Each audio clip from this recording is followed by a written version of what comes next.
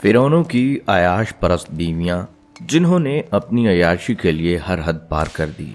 बिस्मिल्लाहिर्रहमानिर्रहीम। अस्सलामु अलैकुम। नाज़रीन ग्रामी, तारीख़ में ताकत, दौलत और शान व शौकत की अगर बात की जाए तो फिरौनों का नाम सबसे पहले आता है। सोने के महल, सैकड़ों खादमाएँ, कीमती जेवरात और ऐसी ज़िंदगी जिसका आम इंसान सिर्फ ख्वाब देख सकता है। लेकिन क्या आप जानते हैं कि फिरौनों की सल्तनत में सिर्फ बादशाह ही नहीं बल्कि उनकी बीवियां भी ऐशो इशरत की इंतहा तक पहुंची हुई थीं। ये वो औरतें थीं जिनके लिए सोना आम धात था, खुशबुएं रोज़मर्रा का हिस्सा थीं और इंसानों की जिंदगियां महज एक खेल समझी जाती थीं। अपनी अयाशी, ताकत और रुतबे को कायम रखने के लिए उन्होंने ऐसे फैसले किए जो आज भी तारीख के स्याह सफ़ात में दर्ज हैं।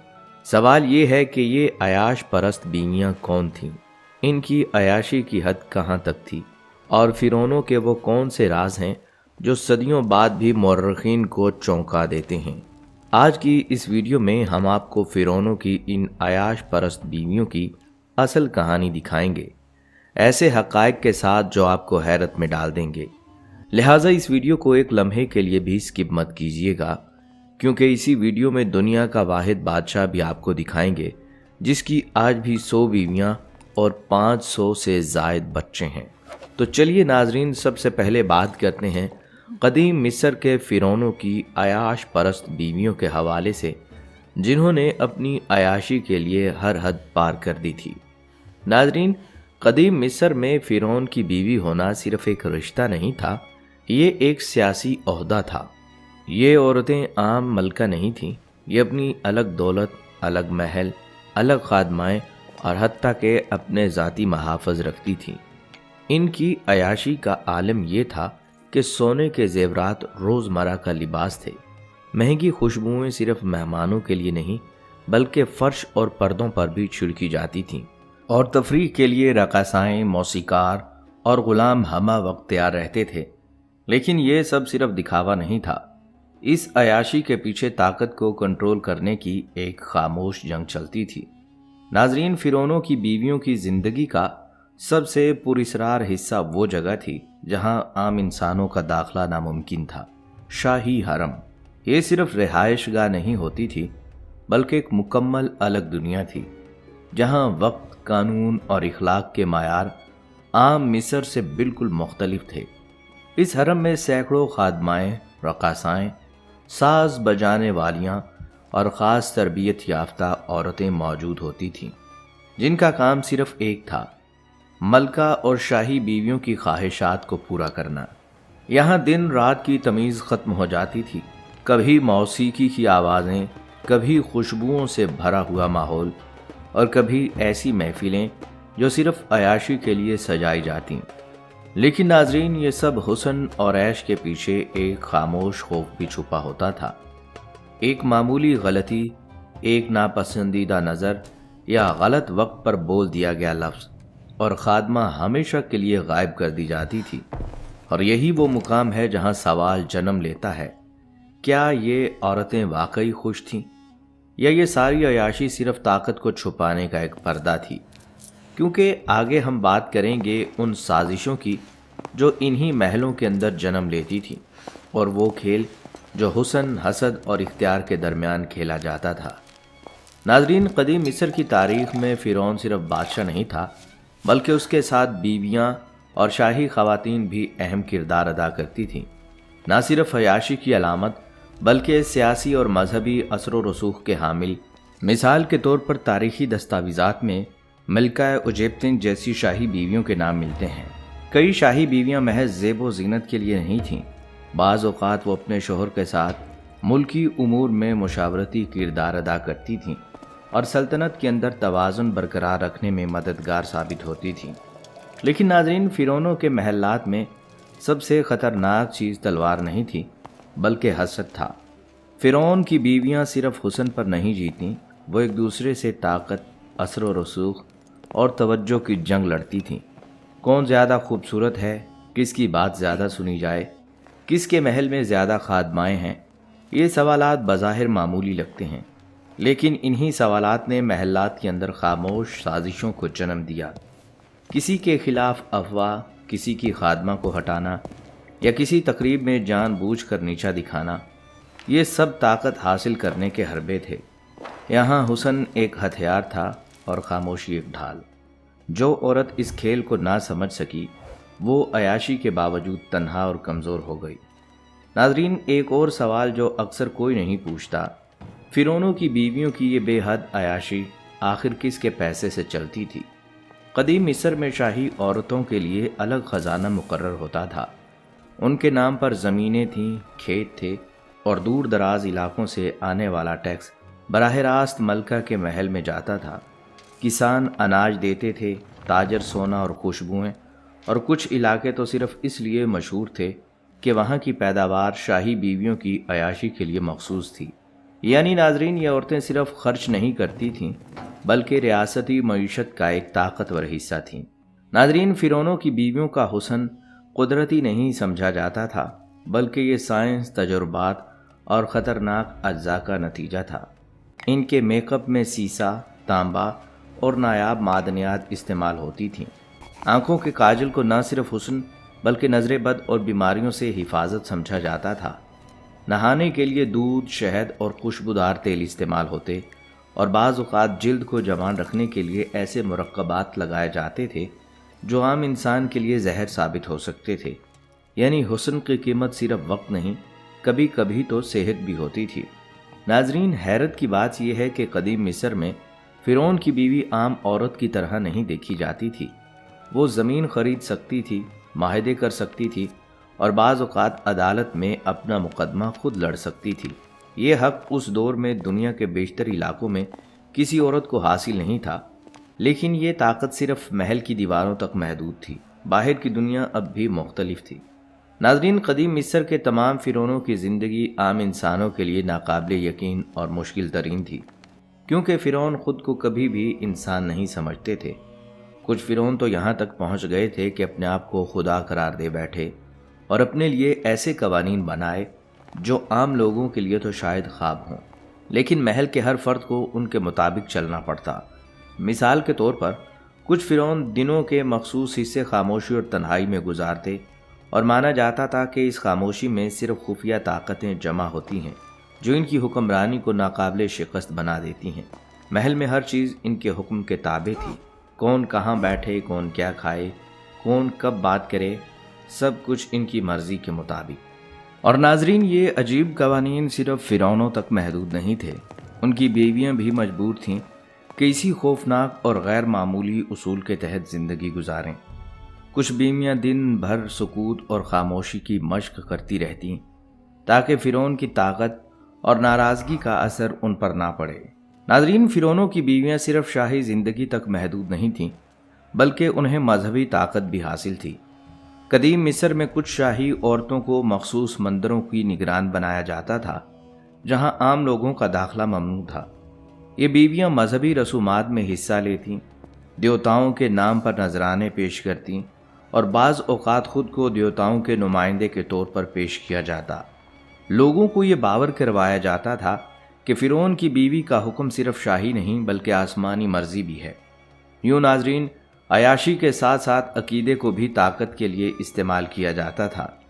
ناظرین، یہاں یہ بات بھی واضح رہے کہ قدیم مصر میں تاریخ دانوں نے دیکھا ہے کہ کچھ عورتیں ایک ساتھ کئی عنوانات رکھتی تھیں، یعنی ایک ہی عورت کبھی بادشاہ کی بیٹی بھی ہوتی اور بادشاہ کی بیوی بھی۔ یہ اس لیے تھا کیونکہ شاہی خاندان میں ازدواجی اور خاندانی ایک دوسرے میں ملے ہوئے تھے۔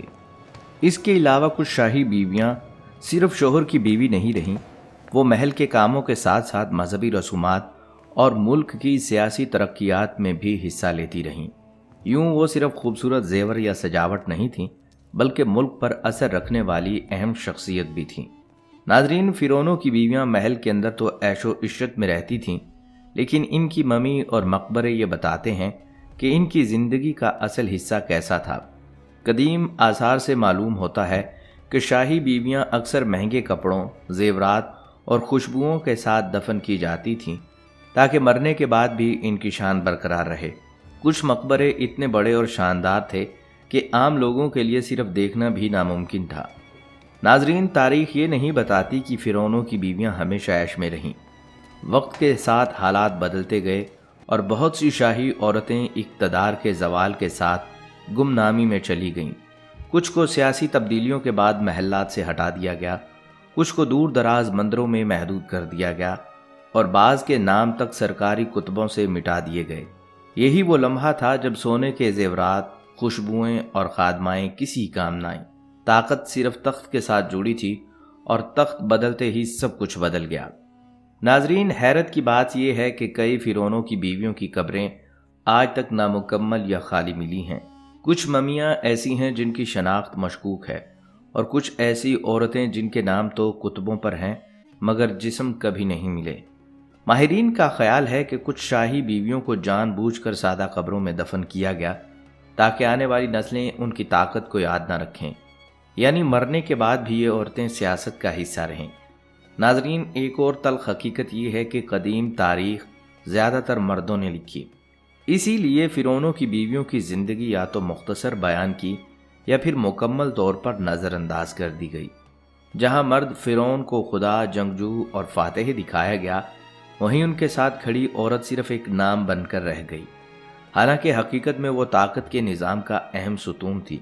नाजरीन, फिरौन का महल सिर्फ ऐशो इशरत का मरकज़ नहीं था, बल्कि एक ऐसी जगह थी जहां हैरत अंगेज और गैर मामूली लोग लाए जाते थे जिन्हें आम दुनिया में देखना शायद ही मुमकिन होता।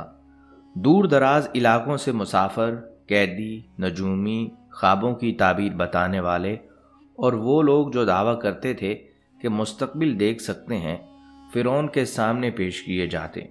नाजरीन, कदीम मिस्र के फिरौन ना सिर्फ अपने आप को खुदा समझते थे बल्कि मौत का भी कोई खौफ नहीं रखते थे। इनके नज़दीक मौत कोई इख्तिताम नहीं बल्कि एक नए सफ़र की शुरुआत थी। दूर दराज इलाकों से मुसाफिर, कैदी, नजूमी, ख्वाबों की ताबीर बताने वाले और वो लोग जो दावा करते कि मुस्तकबिल देख सकते हैं, फिरौन के सामने पेश किए जाते। नाजरीन, कदीम मिस्र के फिरौन ना सिर्फ अपने आप को खुदा समझते थे बल्कि मौत का भी कोई खौफ नहीं रखते थे। उनके नज़दीक मौत कोई इख्तिताम नहीं बल्कि एक नए सफ़र की शुरुआत थी जिसकी मंसूबाबंदी पहले से की गई थी। महल के मखसूस कमरों में फिरौन के मरने के बाद की ज़िंदगी के तमाम मराहिल तय किए जाते थे। नक्श, रास्ते, आजमाइशें और रूहानी रसूमात सब कुछ पहले से तयशुदा होता था ताकि वो मरने के बाद भी अपनी ताकत बरकरार रख सकें। फिरौन के पास ऐसे खादम भी होते थे जिनका काम सिर्फ ये था कि वो उसकी हर बात को सुने लेकिन कभी जवाब न दें। ये खादम फिरौन की हर हरकत और हर फैसला नोट करते, क्योंकि फिरौन का मानना था कि उसकी ज़िंदगी और मौत दोनों एक मुकम्मल मंसूबाबंदी के ताबे हैं। और यही वजह थी कि फिरौन अपनी बीवियों और महल की ख़वातीन के लिए भी सख्त कवानीन और मखसूस आदात तय करता ताकि कोई मामूली हरकत भी उसकी हिकमत और ताकत को मुतासिर न करें। फिरौन की बीवियां अक्सर खुफिया खतूत और रमूज़ छोड़ जाती थीं जो बाद में महल के मशीरान और हुक्मरानों को उलझा देते और उनके फैसले पर असर डाल सकते थे। और नाजरीन, ये सब कुछ सिर्फ मामूली असर नहीं था। कुछ बीवियां जादू, जिन्नात और रूहानी कुव्वतों में भी महारत रखती थीं जो महल के अंदर छुपी साजिशों और हैरान कुन हिकमत अमलियों का हिस्सा बनती। कुछ मुहक्किकीन के मुताबिक रात के वक्त महल में उनके मखसूस कमरे ऐसे थे जहां खुफिया रसूमात, जादुई असरात और रूहानी तवानाइयों के ज़रिए वो अपनी ताकत जमा करती थीं। ये मंजर नाजरीन ना सिर्फ हैरान कुन बल्कि खौफनाक भी था। महल में हर कोई जानता था कि एक गलत कदम, एक मामूली हरकत भी उन खुफिया ताकतों के ज़ेर असर आ सकती है और फिरौन की बीवियों का असर हत्ता के बादशाह की ताकत पर भी छाया रहता था। नाजरीन, यहाँ ये भी जान लीजिए कि फिरौन के शाही और तलिस्माती खंजर पर दुनिया का लोहा नहीं बल्कि अजीबो गरीब किस्म का लोहा इस्तेमाल हुआ था। जापान और मिस्र के माहिरीन ने फिरौन के मकबरे से मिलने वाले एक शाही खंजर के बारे में दावा किया कि उसे आसमान के सितारे शहाके साकिब से हासिल करदा लोहे से तैयार किया गया था। इस खंजर का दस्ता सोने से बना है जिसमें मोती जड़े हैं, जबकि इसका फल लोहे का है जिस पर स्याही माइल दाग धब्बे पड़ चुके हैं। بتاتے چلیں کہ فرعون، جسے اکثر توتن خامن بھی کہا جاتا ہے، 18واں اور آخری فرعون تھا جو آج سے 3300 سال پہلے مصر پر حکمران تھا۔ اس کا عظیم الشان مقبرہ 1925 میں دریافت ہوا، جس میں سے ہزاروں قدیم اشیاء برآمد ہوئیں جن پر آج بھی تحقیق جاری ہے۔ فرعون کا شاہی خنجر بھی انہی میں سے ایک ہے۔ تاریخی ریکارڈ سے معلوم ہو چکا تھا کہ یہ خنجر اصل میں شادی کا تحفہ تھا جو فرعون کے دادا ایمن ہوتب سوم کو سلطنت میتانی کے بادشاہ نے دیا تھا، جو نسل در نسل ہوتے ہوئے بالآخر فرعون تک پہنچا تھا۔ فروری 2020 میں قاہرہ عجائب گھر اور جاپان کے جیپا انسٹیٹیوٹ آف ٹیکنالوجی کے ماہرین نے اس خنجر کے بارے میں مزید باتیں جاننے کے لیے جدید ایکس رے آلات استعمال کیے۔ اس سے پہلے 2016 میں اس خنجر کے پھل پر لگے دھبوں میں نکل، کوبالٹ دھاتوں کی معمولی مقداریں دریافت ہو چکی تھیں۔ جدید ایکس رے آلات سے 2020 میں نئے مشاہدات سے انہی دھبوں میں سلفر، کلورین، کیلشیم اور زنک بھی معمولی مقدار میں دریافت ہوئے۔ فرعون کا زمانہ وہ تھا کہ جب فولاد سازی کو بہت خاص ہنر سمجھا جاتا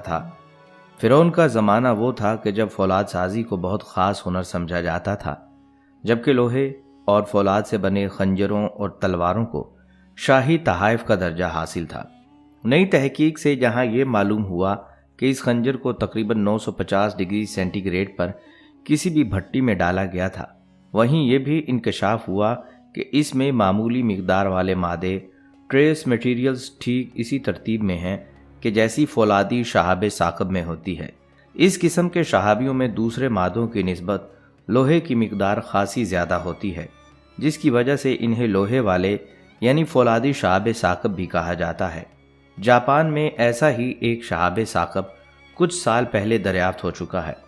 فرعون کے شاہی خنجر اور اس شہابیے میں ٹریس میٹیریلز کی ترکیب بالکل یکساں ہے۔ اس سے ظاہر ہوتا ہے کہ اس خنجر کی تیاری کے لیے جس جگہ سے بھی کھدائی کر کے یہ دھات نکالی گئی تھی، وہاں شاید لاکھوں کروڑوں سال پہلے کوئی فولادی شہاب ثاقب ٹکرا چکا تھا۔ عموماً خیال کیا جاتا ہے کہ لوہے کا زمانہ تقریباً 1200 قبل مسیح میں شروع ہوا تھا، لیکن اس خنجر میں لوہے کے استعمالات کو مد نظر رکھتے ہوئے کہا جا سکتا ہے کہ شاید لوہے کے زمانے کا آغاز 1400 قبل مسیح کے آس پاس ہو چکا تھا۔ ناظرین، یہاں یہ بات بھی جان لیجئے کہ فرعون کی موت رہتی دنیا کے مسلمانوں کے لیے عبرت کا نشان ہے۔ کہا جاتا ہے کہ جب فرعون مرنے والا تھا تو اس نے موت کو اپنے سامنے دیکھ کر یہ چاہا کہ وہ اپنے گناہوں سے توبہ کر لے، لیکن اس کو اس بات کی توفیق اللہ کی طرف سے حاصل نہیں ہوئی، تاکہ قیامت تک کے مسلمانوں پر یہ بات واضح ہو جائے کہ انسان شرک جیسے کسی گناہ میں شریک نہ ہو، اور انسان پوری زندگی شرک جیسے گناہ میں مبتلا رہ کر اس امید پر نہیں رہ سکتا کہ وہ اس دنیا سے جاتے ہوئے توبہ کر لے اور اس کو معافی مل جائے۔ جیسے کتابوں میں ظاہر ہوتا ہے کہ قریب تھا کہ اللہ کا رحم فرعون پر ظاہر ہو جاتا، لیکن اسی اللہ پاک کے حکم سے فرعون کے منہ میں کچرا ڈال دیا گیا، تاکہ نہ یہ فرعون توبہ کر سکے اور نہ ہی اللہ کو ایسے شخص پر رحم آئے۔ فرعون، جس نے نہ صرف اپنے خدا ہونے کا دعویٰ کیا بلکہ تمام عمر انسانیت پر ظلم و ستم کے پہاڑ بھی توڑے، ایسے شخص پر بھی اللہ کا رحم کرنا اس بات کی دلیل ہے کہ مرنے سے پہلے اگر انسان ایک بار توبہ کر لے تو اللہ اس کے اس گناہ کو معاف فرما دے گا، لیکن اگر وہ موت کو سامنے پا کر توبہ کرنا چاہے تو اس کے لیے کوئی نہ کوئی ایسی چیز بہانہ بن جائے گی جس کی وجہ سے وہ توبہ ہی نہیں کر پائے گا۔ فرعون، جو کہ بنی اسرائیل کا پیچھا کرنے کے لیے خشک راستوں پر چل پڑا تھا، کیونکہ فرعون کے لشکر نے فرعون سے کہا تھا کہ تم دیکھ رہے ہو کہ موسیٰ نے سمندر پر جادو کر دیا ہے، تو اس وقت فرعون ایک گھوڑے پر سوار تھا، جبکہ جبریل علیہ السلام دوسرے گھوڑے پر سوار ہو کر فرعون کے آگے سے اسی راستے پر آ گئے۔ فرعون کے گھوڑے کو جب گھوڑے کی خوشبو آئے تو وہ فرعون کو لے کر اس راستے پر دوڑا جس پر تمام لشکروں سے کہا گیا کہ سب بادشاہ سے مل جاؤ۔ وہ سب اس راستے میں داخل ہوئے اور سمندر آپس میں مل گیا اور وہ سب غرق ہو گئے۔ اللہ نے فرعون اور اس کے لشکر کو غرق کر دیا اور سمندر سے باہر نکال پھینکا تاکہ ہم اس کو اچھی طرح دیکھ لیں۔ بلکہ حضرت ابن عباس بیان کرتے ہیں کہ جبرائیل علیہ السلام نے نبی اکرم صلی اللہ علیہ وسلم کے سامنے عرض کیا کہ اے اللہ کے رسول صلی اللہ علیہ وسلم، کاش آپ وہ منظر دیکھتے جب میں فرعون کو پانی اور مٹی میں چھپا رہا تھا، اور اس خطرے سے کہ کہیں وہ توبہ نہ کر لے۔ لیکن روایات کے مطابق فرعون جب اپنے لشکر کے ساتھ دریا میں غرق ہونے لگا تھا تو ڈوبتے وقت 3 مرتبہ اس نے اپنے ایمان کا اعلان کیا، مگر اس کا ایمان قبول نہ ہوا اور وہ کفر ہی کی حالت میں دنیا سے چلا گیا۔ پھر ناظرین، مصریوں میں سے ایک شخص نے ساحل پر پڑی فرعون کی لاش کو پہچان کر پہلے دربار کو بتایا، پھر اس کی لاش کو محل پہنچایا گیا اور درباریوں نے اس کی لاش کو مسالے لگا کر پوری شان و احترام کے ساتھ تابوت میں رکھ کر محفوظ کر دیا۔ حنوط کرنے کے عمل کے دوران ان سے ایک غلطی ہو گئی۔ فرعون چونکہ سمندر میں ڈوب کر ہلاک ہوا تھا اور مرنے کے بعد کچھ عرصے تک پانی میں رہنے کے باعث اس کے جسم پر سمندری نمکیات کی ایک تہ جمی رہ گئی۔ مصریوں نے اس کی لاش پر نمکیات کی وہ تہ اسی طرح رہنے دی اور اس کو حنوط کر دیا۔ خدائی کا دعویٰ کرنے والے مصری فرعون دوم کی لاش آج نشان عبرت کے طور پر میوزیم میں رکھی گئی ہے۔ مائکروسکوپ ٹیسٹنگ کے ذریعے فرعون کے تمام اعضاء کا باریک بینی سے جائزہ لیا گیا تو معلوم ہوا کہ اس کی لاش اور جسم میں سمندری ذرات ابھی تک موجود ہیں اور اس کا گوشت ہر روز تازہ ہوتا ہے اور بڑھتا رہتا ہے، اور موت بھی اس کی پانی میں ڈوبنے کے باعث ہوئی۔ ڈاکٹر کو علم تھا کہ لاش کسی اسلامی ملک سے ملی ہے۔ تجسس کے ہاتھوں وہ مجبور ہو کر فرانسیسی ڈاکٹر مورس مصر گئے، جہاں انہوں نے ایک مصری سائنسدان سے ملاقات کی۔ اس مصری سائنسدان نے قرآن پاک کھول کر سورہ یونس کی آیت 90 اور 96 کا ترجمہ کر کے لفظ بلفظ سنایا۔ انسان کے مرنے کے بعد بھی اس کے بال اور ناخن بڑھتے رہتے ہیں۔ ہر سال 15 مارچ کو مصر کے ناظرین، اب ایک اور حیران کن حقیقت جان لیجئے۔ دنیا کا وہ واحد بادشاہ جس کی آج بھی 100 بیویاں اور 500 سے زائد بچے ہیں۔ ہم نے مغلوں اور دیگر قدیم بادشاہوں کے بارے میں سن رکھا ہے جن کے حرم خواتین سے بھرے ہوتے تھے اور سینکڑوں بیویاں ہوا کرتی تھیں، لیکن آج بھی ایک ملک ایسا ہے جہاں کا بادشاہ یہ سب حقیقتاً رکھتا ہے۔